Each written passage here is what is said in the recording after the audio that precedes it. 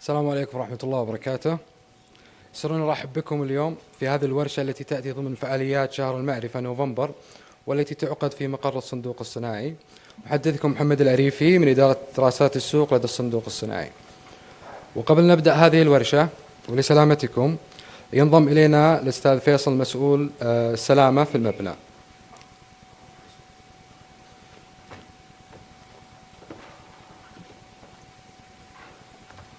السلام عليكم جميعا، طاب صباحكم بكل خير.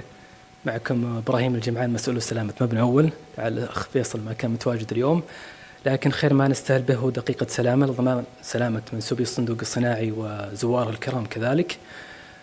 بداية نستعرض مخطط الخطط لخلال هذا المبنى، لكن قبل ذلك أود التذكير بموقعنا الحالي، وهو نحن نتواجد في المركز المالي بمبنى الصندوق الصناعي بالدور الثاني تحديدا، الجانب الغربي منه المسرح كما يظهر أمامكم.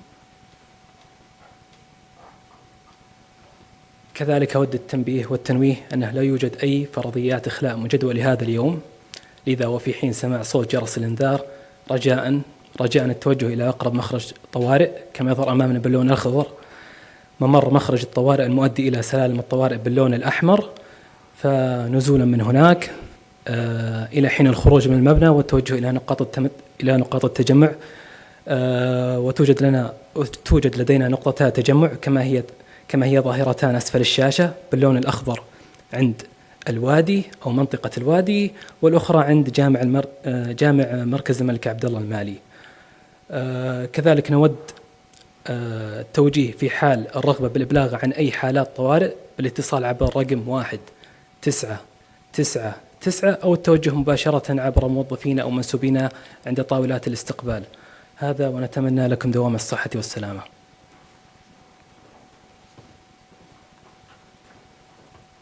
شكرا لك مهندس إبراهيم. مرحبا بكم في ورشة مستقبل الحديد في المملكة. كما تعلمون رؤية المملكة 2030 تركز على تطوير مشاريع ضخمة في البنية التحتية مثل المدن الجديدة والمشاريع الصناعية والمشاريع الضخمة في مجال النقل. قطاع الحديد يلعب دورا رئيسيا في تزويد هذه المشاريع بالمواد الأساسية للبناء. وسنتناول في هذه الورشة عدد من العروض المقدمة. العرض الأول من المركز الوطني للتنمية الصناعية يقدمه الأستاذ حسين الوادعي كبير خبراء المعادن لدى المركز الوطني، والذي سيتحدث عن أهمية القطاع الحديد والصلب والتحديات التي تواجه القطاع والخطة المقترحة من قبل المركز لتلبية الحاجة الحالية والمستقبلية لمنتجات الحديد والصلب. أما العرض الثاني سيكون مقدم من شركة كلانش المتخصصة في سوق الحديد، ويقدمها الأستاذ براك خبير قطاع في منطقة الشرق الأوسط وأفريقيا، والذي سيتحدث عن الطلب على الحديد في السوق السعودي والعالمي وأهم التحديات والفرص التي تواجه المصانع المحلية.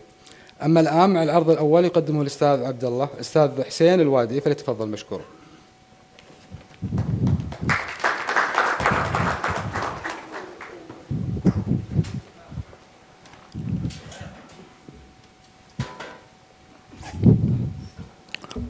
السلام عليكم ورحمة الله وبركاته، صبحكم الله بالخير جميعا. أما الآن مع الفقرة الثانية مع المهندس براك. The floor is yours. Please come.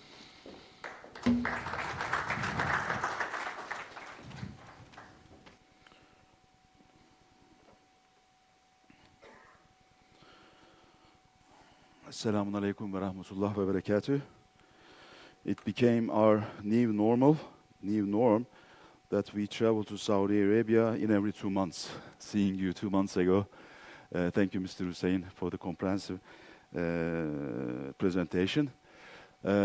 So from the 2 months, there hasn't been much change, but as a courtesy, we have to make something different for the delegates that they have been in the previous conference of the NCSI. So I try to make some more comprehensive with the international trends and so forth. For the ones who don't know me, I'm the MENA reporter of Kalanish Commodities. We are a news agency, and we're covering the steel sector and also the power materials. and we're working very close with the Saudi steel makers in terms of covering the Saudi steel sector. Talking about the steel sector, as Mr. Hussein underlined, it is the backbone of the modern industry. Looking at the G7 countries, if you're going to look at China, if you're going to look at Japan, if you're going to look at Germany, USA, France, all these countries have got large volumes of steel production and high value-added production as well. And they don't want to be dependent on the imports of this material because it's highly costly.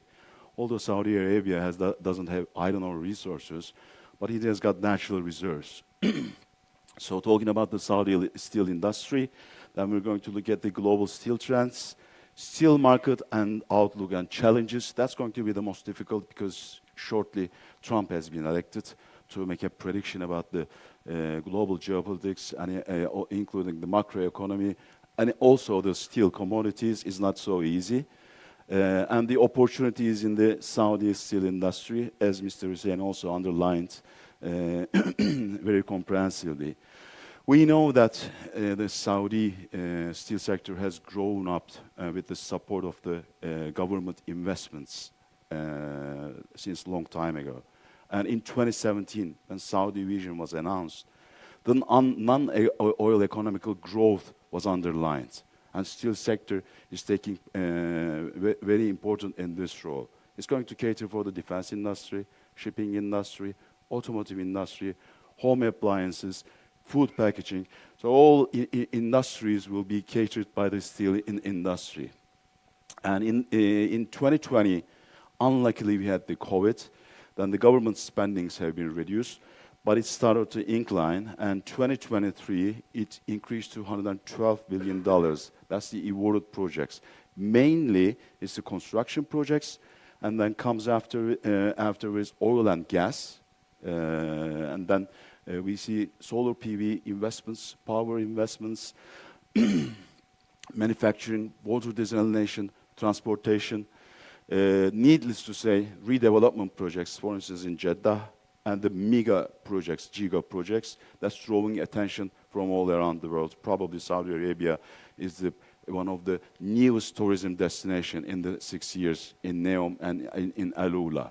Qiddiya, New Murabba, Amala, the total value, in addition to the current investment spendings and awarded projects, is estimated $884 billion, but more to come.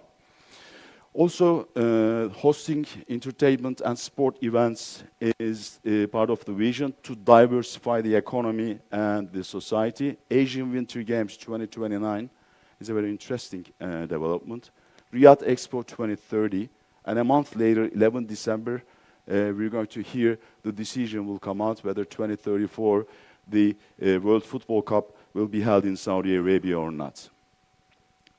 Saudi Arabia is the largest producer in the GCC and the second largest in the North Africa after Egypt, and also the fourth largest DRI producer in the world. The pillars of the steel industry, I would say, has been built strongly and on the correct pillars. As Mr. Hussein also underlined, DRI route, because talking about the steel industries coming 6-7 years with the low carbon emission, 2 billion tons in the world of crude steel, we will have probably maximum 600 million tons of scrap. That means that only 30-35%. What about the remaining quantities? If you have already a DRI-based electric arc furnace route steel making, you got the advantage. Because converting from blast furnaces for being high carbon emission is very costly. I will come into it later. 2 months ago, when I was in the conference, I mentioned that this year, in the first 8 months of the year, the steel makers are observing 5% nearly rebar sales in the domestic market slow down. And in October 18th, the World Steel Association, they released their new statistics that was verifying the Saudi steel makers' claims, because please take a look at the graph on the left-hand side. With the crude steel in the 9-month period has been reduced nearly 4%, as well as the direct reduced iron has seen almost 2% decline as well. The apparent steel use in Saudi Arabia is increasing. It's because of the investments. Of course, the finished steel investments also increasing in Saudi Arabia. What is the reason of the slowdown if there has been so many mega projects awarded in 2023, still continuing from the previous years as well? The rebar demand pool from these mega projects hasn't been translated in sales in the markets. It's still premature, but with the start of the first quarter 2025, we are expecting a growth. Why after first quarter? Because of the Ramadan period. Normally this market are seeing a slowdown. It's very typical, but after the first quarter, we are expecting a growth. Already from the beginning of November, from the fellow Saudi steel makers, I heard that their October sales was better, and the market activity in the beginning of November is picking up as well for the billet market and for the rebar market. That's what I have gathered from the fellow Saudi steel makers as an information. Imports and exports. This country is giving a steel trade deficit. This country has got excessive longs production, but particularly for the structural, the imports are increasing as well. There are a couple of reasons. Looking at the exports of semis and finished steel starting from 2019, please take a look at it. The exports declined nearly 50% from 2019 to 2023.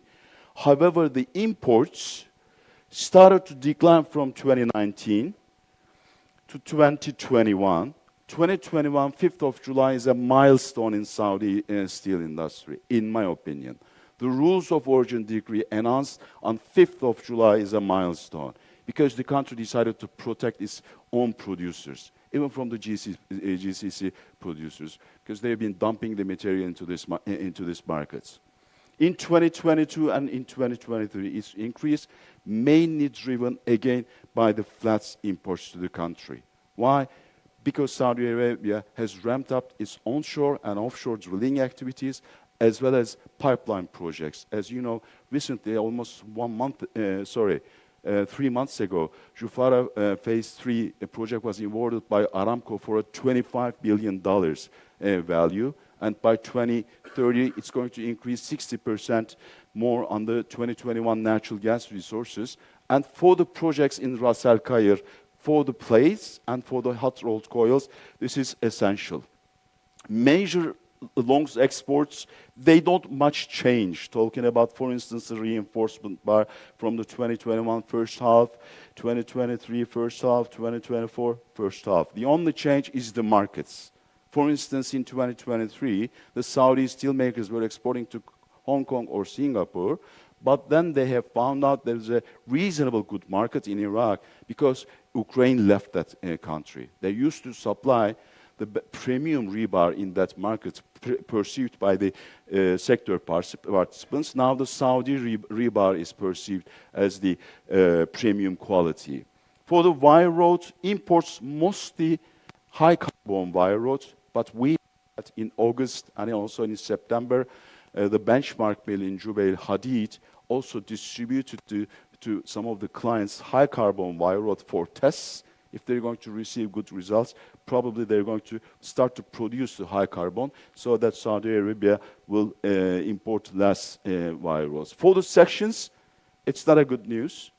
Increasing imports from China in the first 6 months versus last year, almost 10-12%.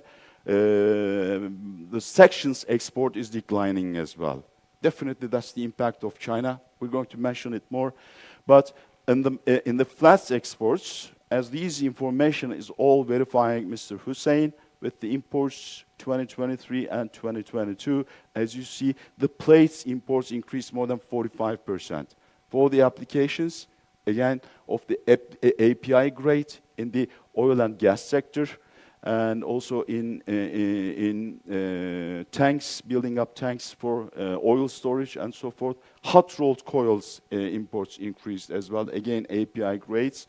As you know, the benchmark mill can produce thicker than 1.5 mm thickness of hot-rolled coils. So there is imported material coming into the market. I think this is going to change because, as far as I know, there is a project that they're studying for a thinner gauges in a new hot stripping line that is subject to final confirmation. Well, this is the most interesting part. I feel that Saudi steel makers, they don't have much competitive advantage in the export markets due to the reason of the raw materials.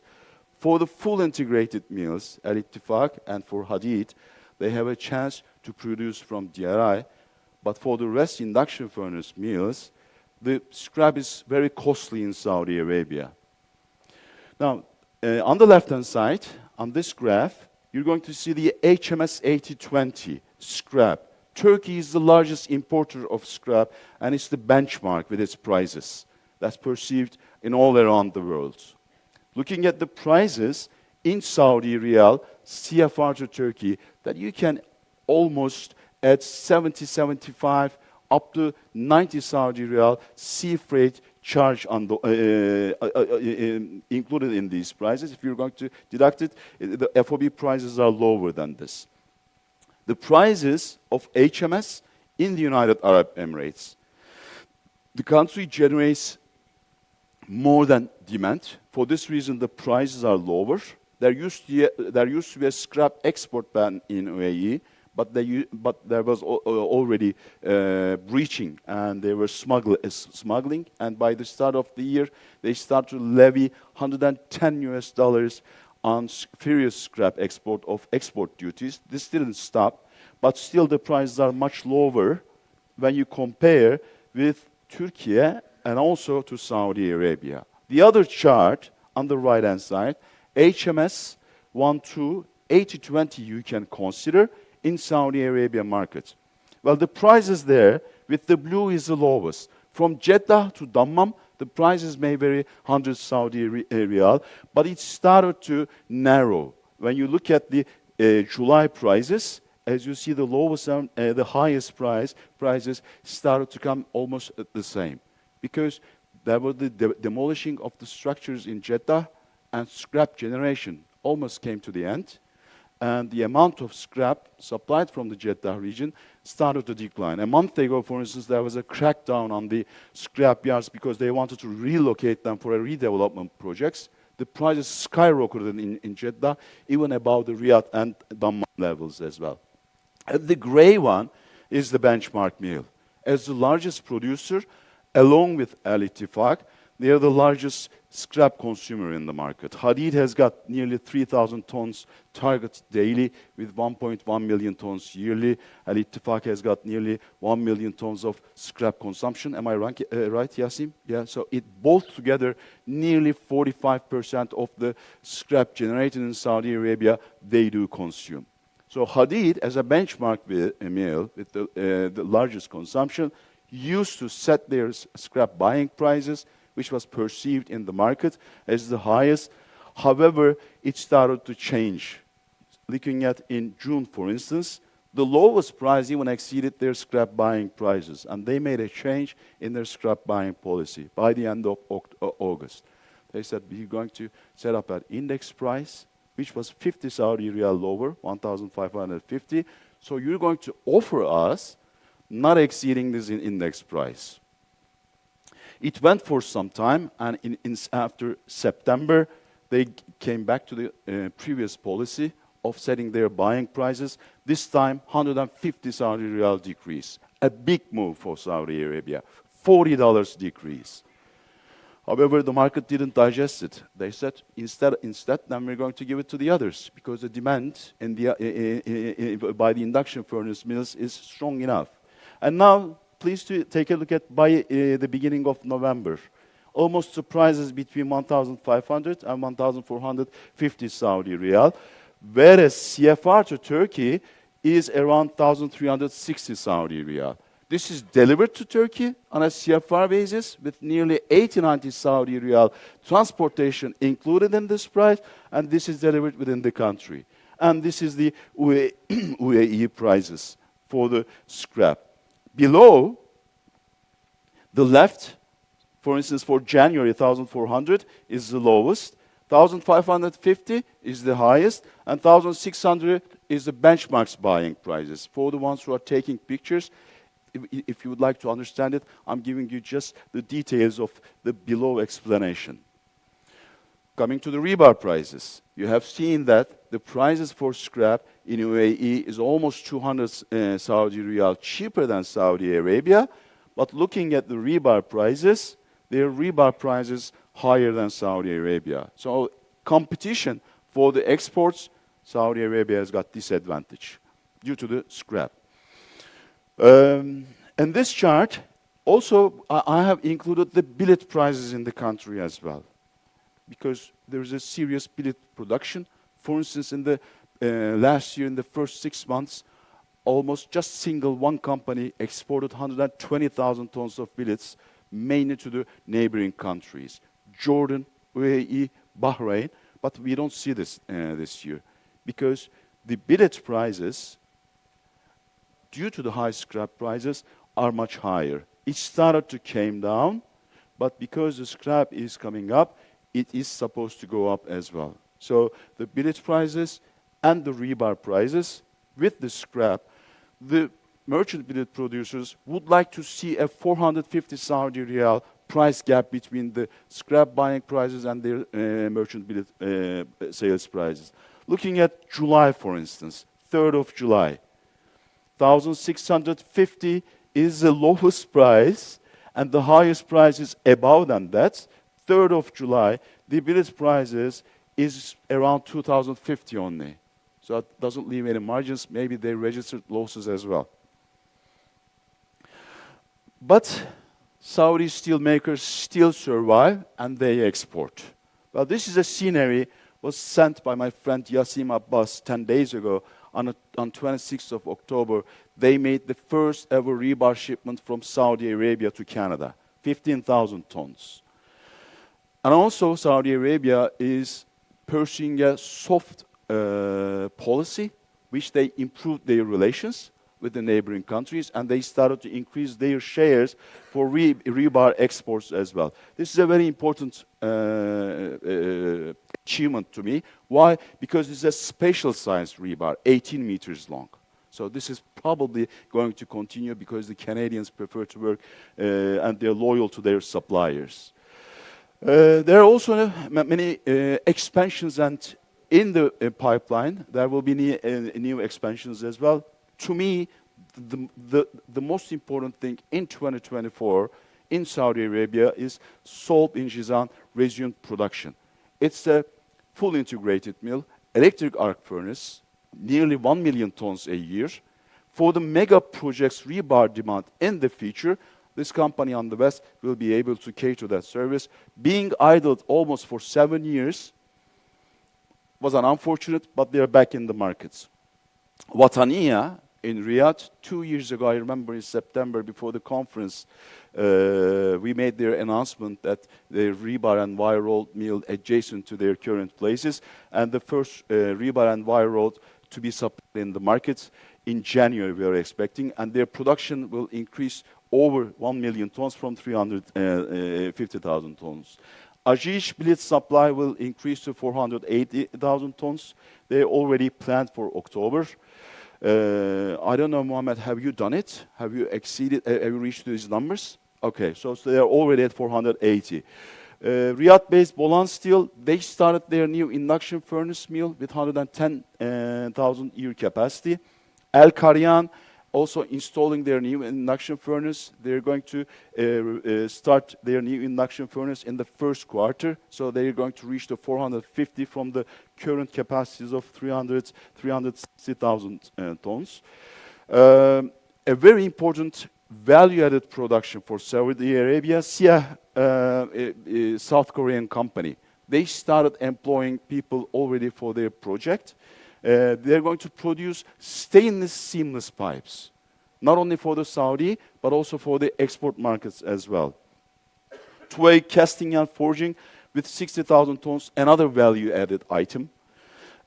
Chinese Bunyan Steel in Riyadh is also planning to commence commercial production close to the end of first half of the next year. 500,000 tons of rebar and 300,000 tons of wire rod and also sections they are projected. But moreover, Saudi Arabia is also working to produce high value added products. That is going to need supply from the domestic market. Sear electric vehicle. They have awarded already the construction project, so the first cars will be available from 2026. That's going to be the Saudi brand and the Saudi streets. And PIF and South Korea's Hyundai, they signed an MOU that they're going to build up a combustion engine vehicles and also electric vehicles. I don't know how far this has been developed, but the agreement was signed between the two parties. The investment agreements await allocation for gas, approvals or finance, and these are the major investment decisions, as Mr. Hussein underlined. The plates mill of Bao Steel in JV with Aramco and PIF.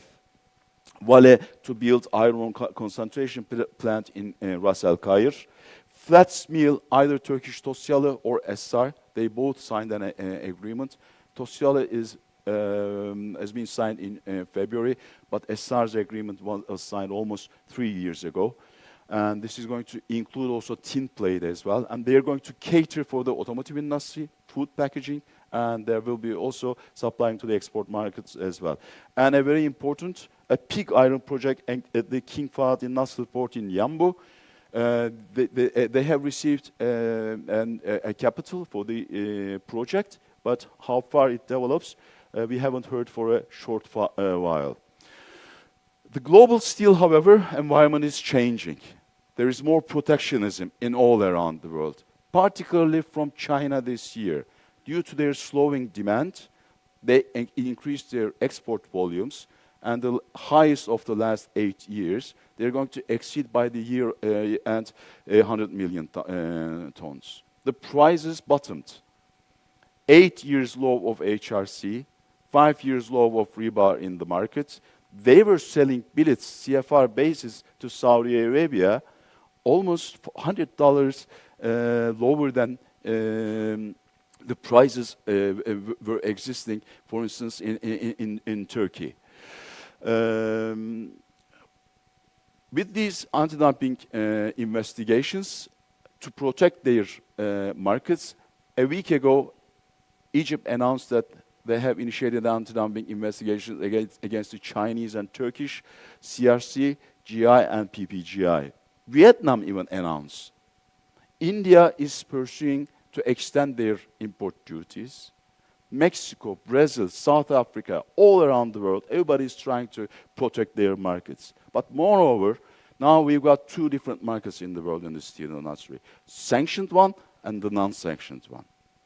Iran was a sanctioned country, we knew, but the Russian invasion of Ukraine has expanded with the sanctions more and more steel products in order to stifle the country. This doesn't help, but their products in the export markets, particularly in the East, are much cheaper.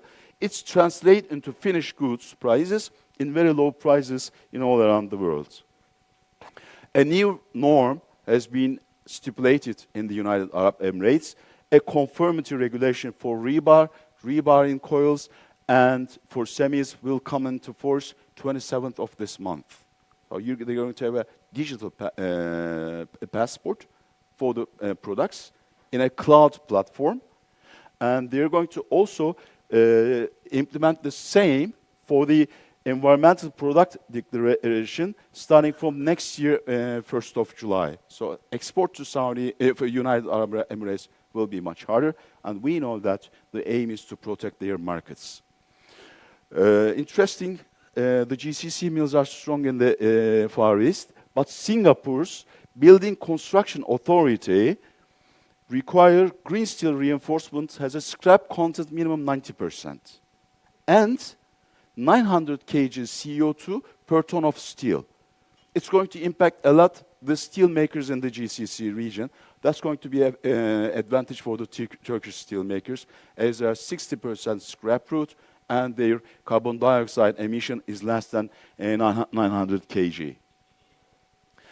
Carbon capture is a known technology that's been pursued, and we know that the Saudi and the regional mills are also have adopted this carbon capture.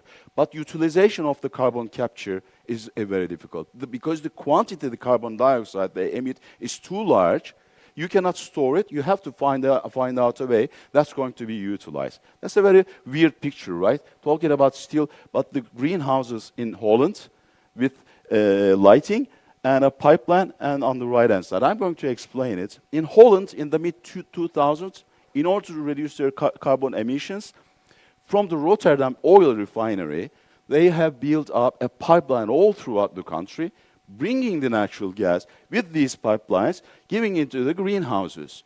The nature of the plants, as you know, in photosynthesis, they take the carbon dioxide and they give it back as oxygen, the best way.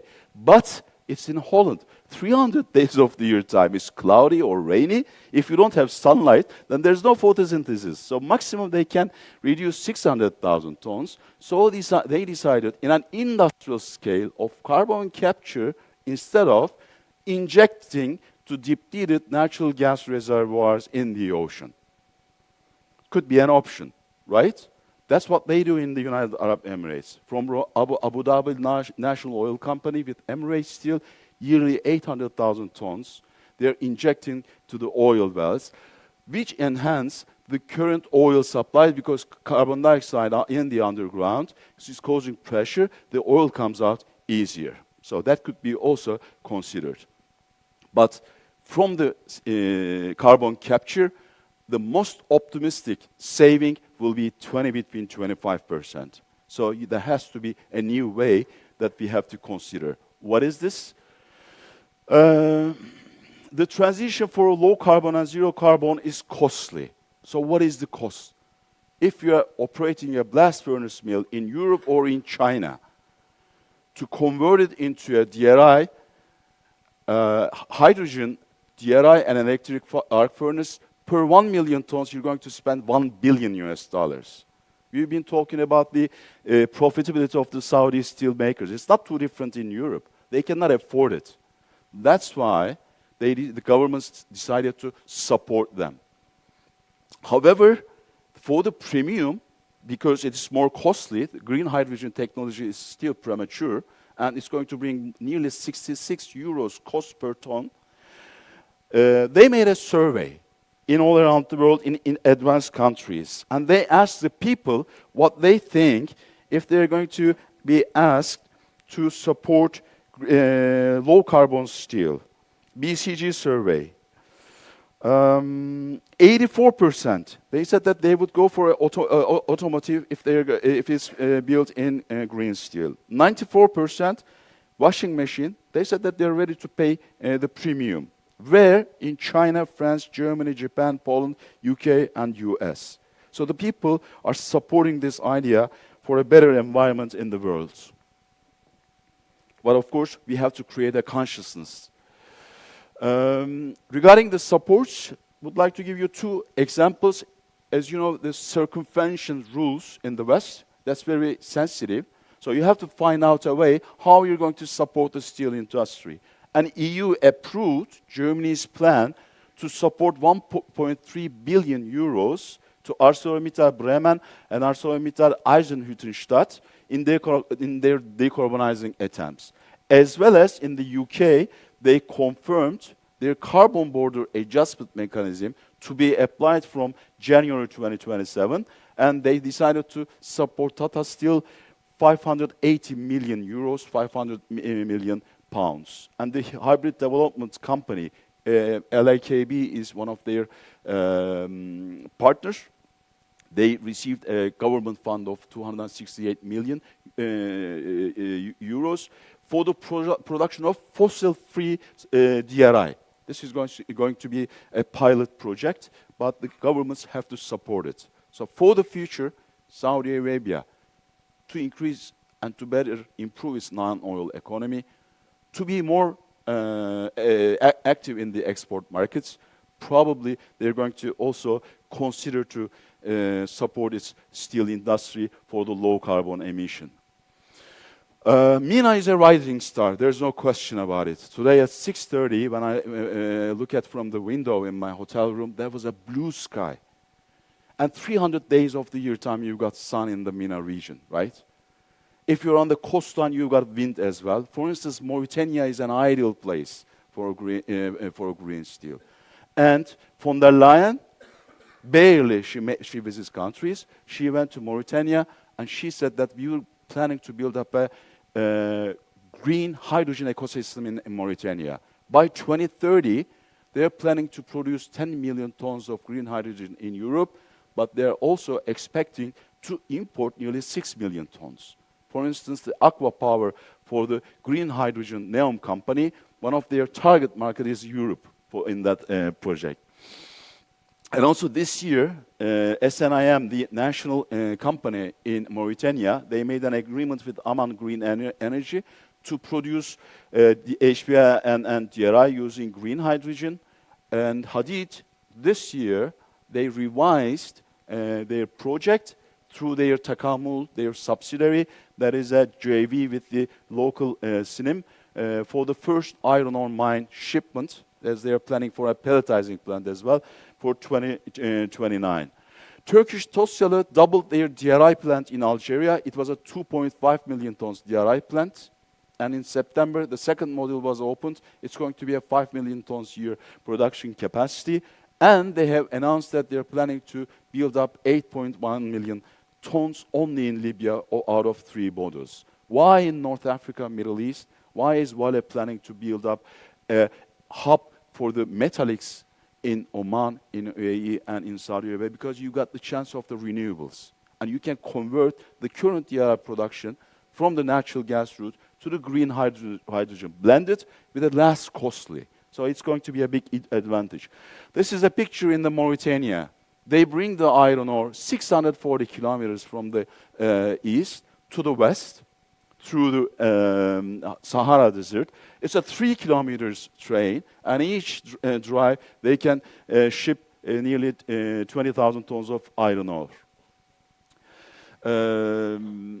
We mentioned about Saudi's Aqua Power, but interestingly, Public Investment Fund, according to our hearing, is also planning to invest in the green hydrogen. Not only they are not limiting themselves in Saudi Arabia, but in all around the world as well. US is Masdar and Emirates Steel.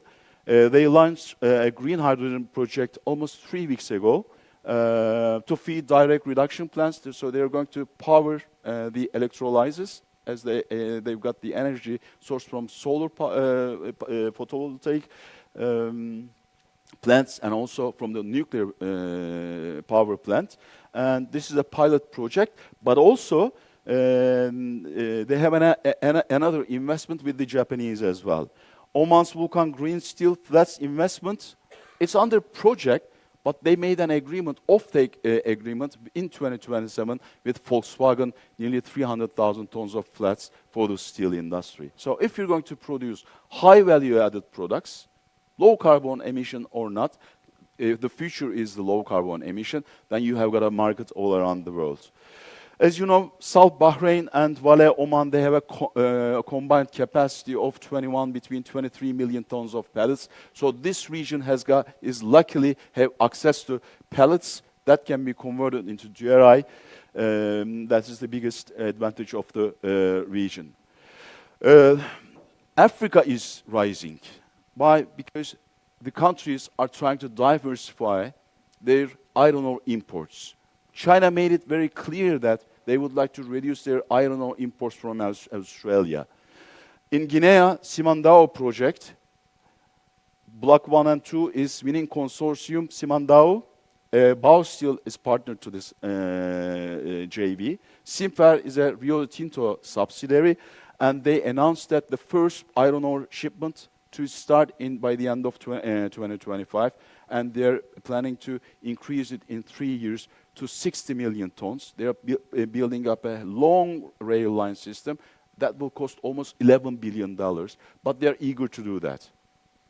Not only Guinea, Sierra Leone, Kingwa Investments, another Chinese company, they have an expansion project that have announced, and they're working on it. In Gabon, Genmin is an Australian iron ore exploration company. They have Baniaka and Bakumba projects. They're planning to start with initially 5 million tons of iron ore shipments to expand to 20 million tons. In Liberia, HPX has got a project in Guinea, Nimba, which is adjacent to Simandao, and also St. George River license they bought in Liberia, and they're talking with the Liberian government to use the existing rail line, which is mostly reserve allocated for the ArcelorMittal iron ore shipments from their iron ore mines. So in 4 or 5 years, minimum 100 million tons of iron ore started to be shipped only from Africa to the new markets. And these are high Fe content, valuable products. Akora Resources, another Australian company, they are working for Bakisopa and Satracola projects in Madagascar, and they're also making the first trial shipment of iron ore in 2025. Interesting, Genmin in Gabon, they made offtake agreements for 8 million tons already for the potential buyers, mostly in China. What about the outlook and challenges? For us, that is too hard to talk about it, but we need to. The rate cuts, particularly announced 3 days ago in the US, 25 base points, that is a positive sign. The non-farming unemployment rates came out in the US really agreeable. For this reason, we expect that the rate cuts to continue in December as well. I don't know if you agree, Philip, you've been in the banking sector, right? Okay. But we expect that this is going to continue, and that's going to bring a relief. Already we started to see in Saudi Arabia. For instance, they said that the mortgage loans already reduced.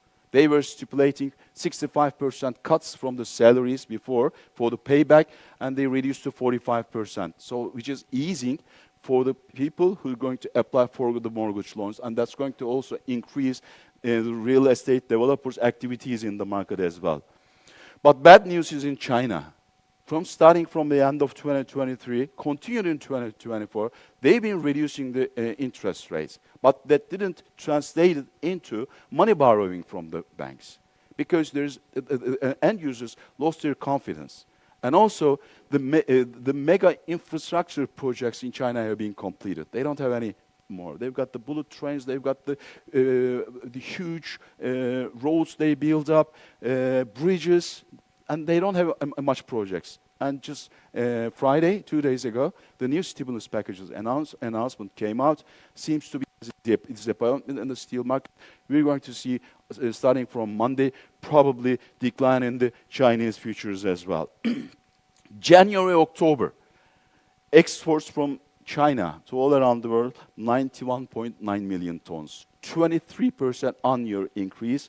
By the end of the year, that's going to increase 100 million tons. That means that low domestic demand that will be allocated for the export markets, and the prices will be under pressure. Another bad news from Europe.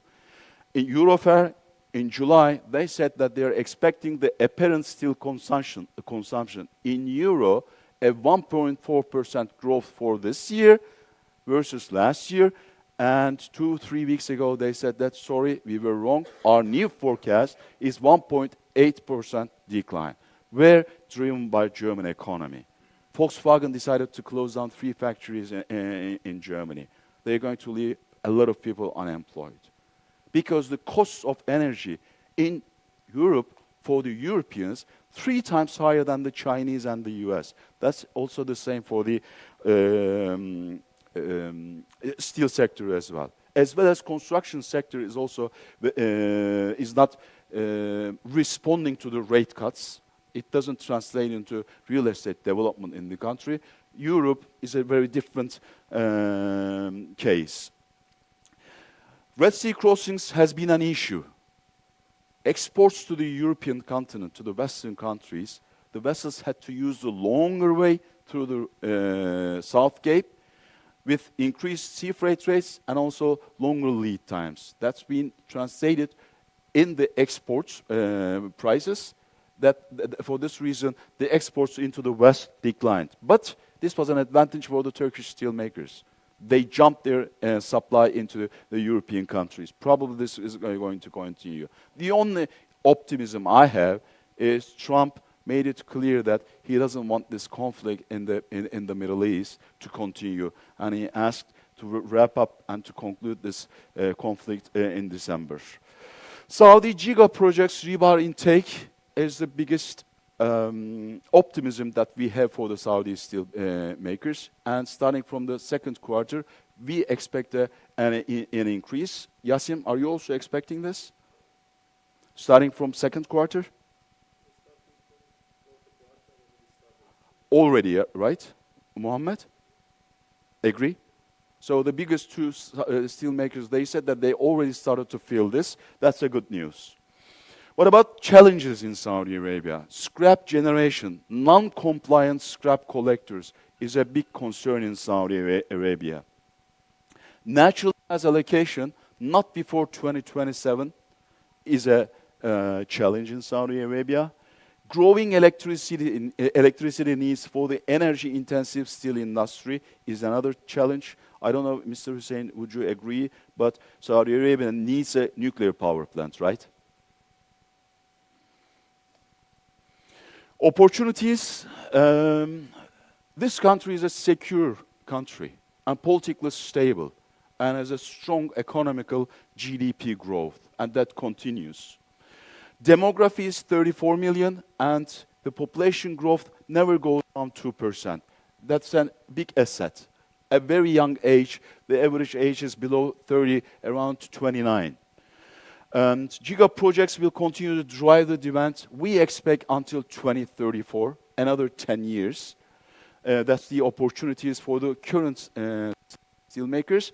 And for the investors in the long segment, I think that the structural steel is an interesting segment.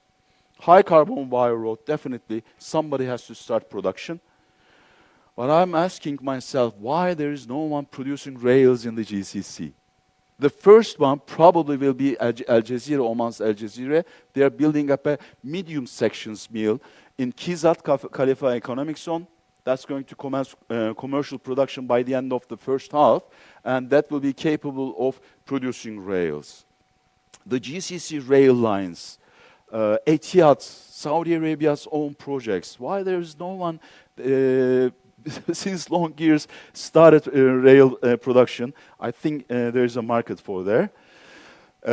In the flats, thin gauge HRC below 1.5 mm thick, and also spatial grades as well for the HRC and plates of the API grades. I see that there is an opportunities lying for an investor, for any investor, and of course, value-added products. Thank you. Shukran. Do you have any questions? Any comments? Agreements, disagreements? Yes, please.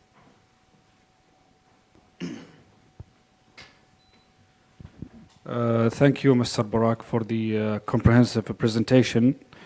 My understanding that with the ongoing and upcoming mega projects, especially from PIF, most likely the existing capacity is not going to be enough to satisfy the expected demand. So most likely we need more capacities, either new entrants or from the existing producers.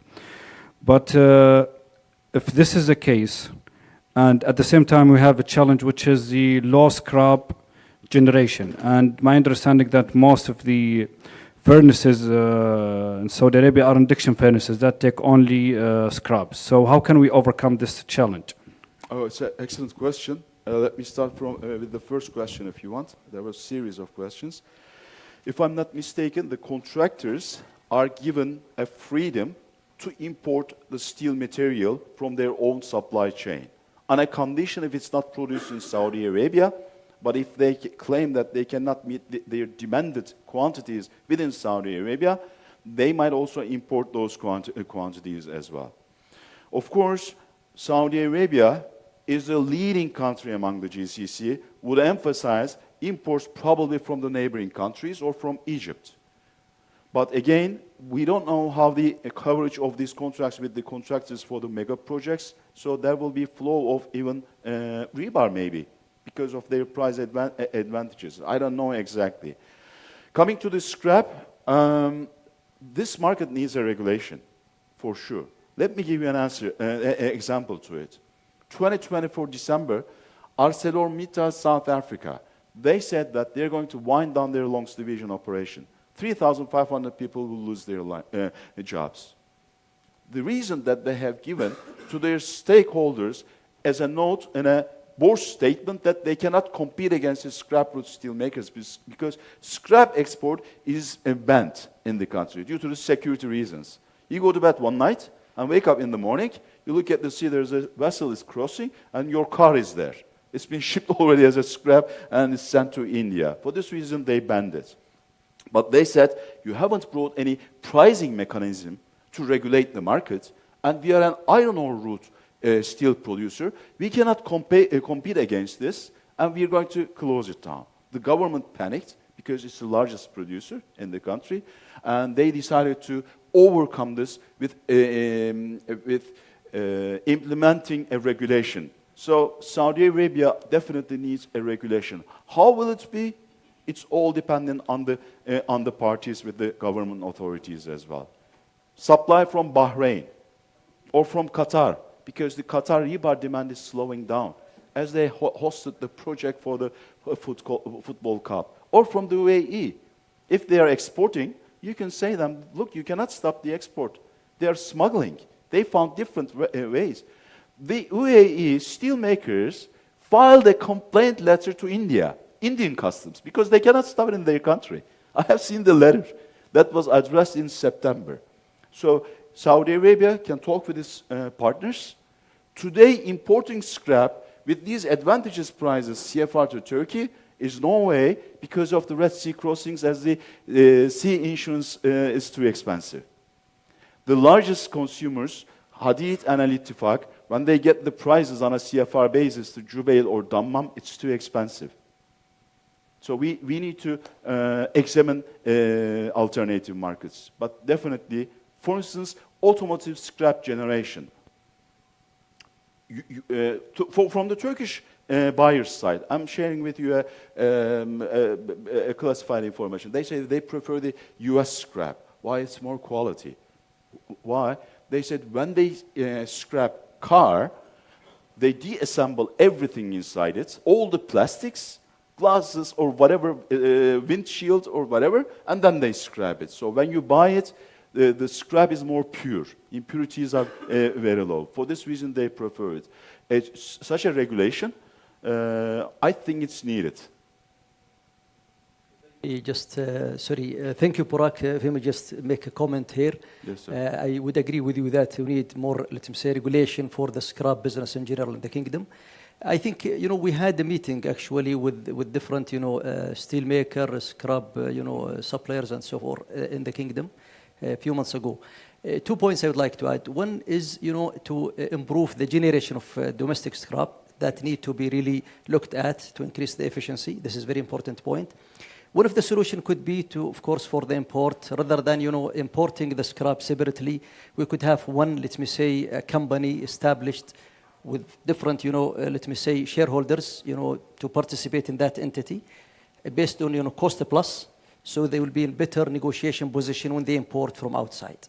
That could be also one of the solution. Maybe we can look at it here for our steel maker and consumer. Thank you. In addition to that, Mr. Hussein, last year Saudi Arabia, Ministry of Environment, if I'm not wrong, they decided to invest $25 billion for the waste management for a period of time. Yes. I have seen this in the media. The exact number I might be wrong, okay? But Saudi Arabia has got already a good plan for the waste management. Right. But steel is the most valuable waste. For this reason, this has to be diligently worked on. Right. Thank you. My opinion.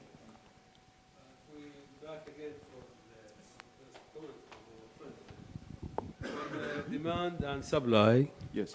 For the demand, already in Saudi Arabia there is 14.5 capacity for rebar. But the main problem or the main issue, there is no enough the material. I mean, we're back again for the same point, that shortage of scrap. If you look for all our market today, either there is induction furnace producing the billet, but they have shortage scrap, or there is rolling mill, but then they don't have the billet. But if you look for all in all as total capacity for rebar, almost we have 14.5 million ton capacity. That means we can fulfill the market from the demand. I agree with Mr. Hussein also that when we have, this is the right time, we have to make one raw material company can supply for all the mill. This is the main issue and we have to focus on it.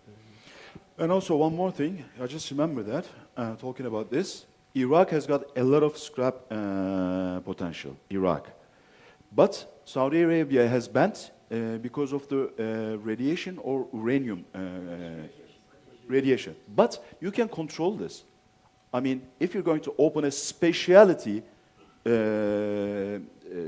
customs in Saudi Arabia on a border, you would just apply a radiation control for the scrap coming into the country. For instance, Turkey banned imports of scrap from Lebanon because during a process, there was an explosive exploded and one or two workers lost their lives, and Turkey banned it. But Egypt continued importing the scrap from Lebanon, and it didn't happen again. I mean, I understand that there's a concern for the radiation, but today's technology enables us to control this. And if the sector needing this material, there can be a way found it. For instance, Iraq is investing on their rail lines.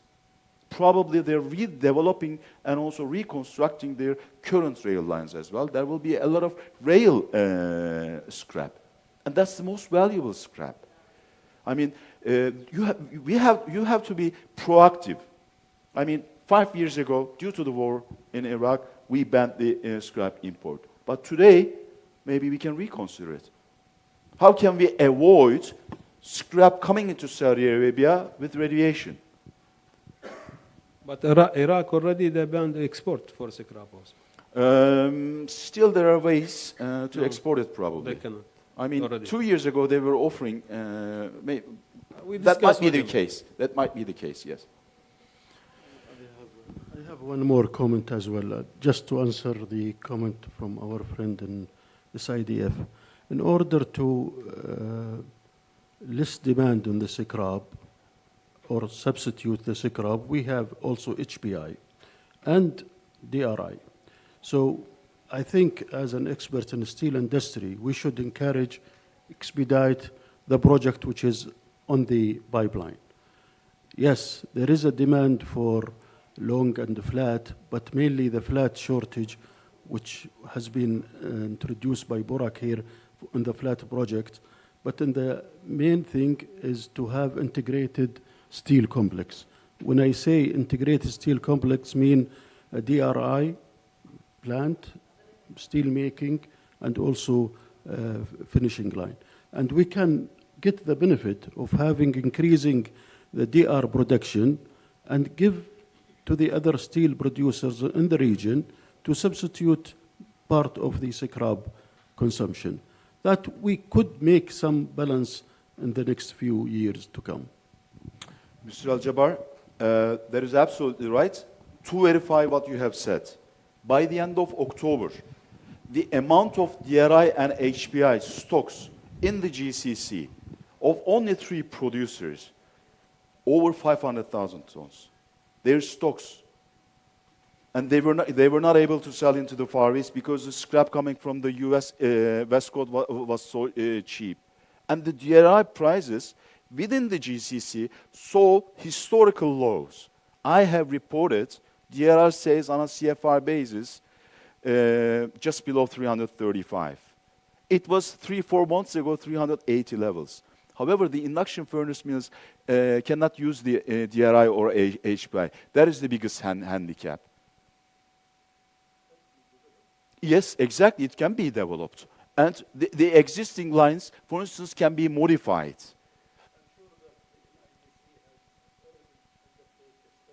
Yes. Yes, sir. Exactly. Exactly. And there is abundance of material in this region. Abundance.